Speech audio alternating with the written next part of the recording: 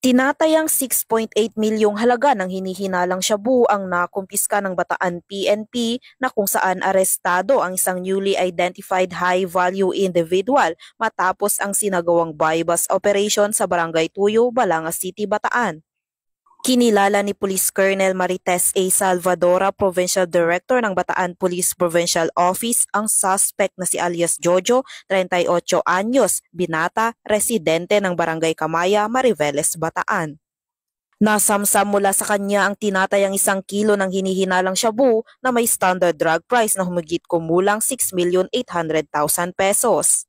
Nabisto ang suspect matapos pagbilhan ng pusher-buyer ng isang heat-sealed transparent plastic sachet ng shabu. Sa sinagawang protective search, nakakumpiska rin mula sa kanya ang isang Jansport bag na kulay itim at asul na naglalaman ng 5 knot-tied plastic sachets, isang totoong 1,000 peso bill at 79 na piraso ng peking 1,000 peso bill na ginamit bilang buy-bust money.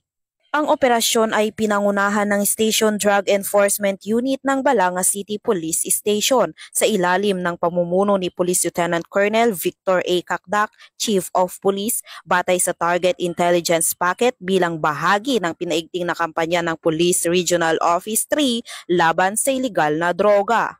Nahaharap ang suspect sa kasong paglabag sa Sections 5 at 11 ng RA 9165 o ang Comprehensive Dangerous Drugs Act of 2002.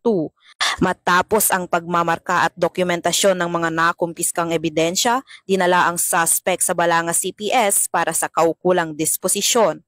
Nagbigay naman ng babala si Police Colonel Salvadora sa lahat ng sangkot sa ilegal na droga na hindi titigil ang mga kapulisan hanggat hindi nalilinis ang lalawigan sa mga ilegal na gawain.